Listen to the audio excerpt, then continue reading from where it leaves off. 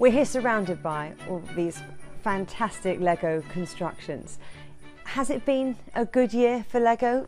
It's been another fantastic year for LEGO. This is our 4th year of double-digit growth, so we're very happy. Haven't you already done your planning though for Christmas? Oh, we're all set for Christmas. That's already history. We started planning it 2-3 years ago, and yes, it's gone. What about looking at the wider market? What changes have you had to make because of the current economic climate? Yes, the current economic climate is definitely a major challenge. I think one of the major impacts it's having in the retail environment is the phenomenal growth of internet retailing. And I think we just have to realize we are living in a digital revolution, and it is going to change the market massively, both from a retail perspective, from how you operate your business, the level of data integration, interaction with retailers, our systems, the products we offer, video games, for instance, is a major category for us. And then, of course, how we're able to interact with customers and even within the company. But if you were in a room with all of Europe's finance ministers and you could give them a piece of advice, what would it be? Well, my piece of advice would be face the truth. That's what I learned the hard way in our company. We were not facing the realities. The reality for us was also we were over-indebted. And Europe is over-indebted, as is unfortunately many other Western economies. And I think the beginning of solving that crisis is to say, yes, we're over-indebted. I'm sorry, we screwed up. We took on too much debt. Let's reduce that. I heard in Mesopotamia what they did was when the king died, they wrote off all debt and started all over again. I don't think we can do that, but I think we need to make a debt write-down.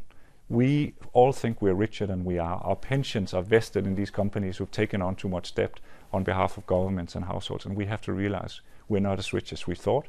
But let's get it out. Let's start from a lower base of debt, and then we can start being productive economies again. If we don't do that, we're going to be in a 10-year period of no growth. So with all of this debt that we're saddled with, you're saying write it off because there's no hope of ever being able to pay it back? I'm saying not all of it, but what about a 20% cut? Just telling us, all of us, because it's you and me, it's not the banks, because we are shareholders in the banks through our pension schemes. So it's about all of us recognizing that we've lost a little bit of our wealth. We have anyway, we're just not facing the music.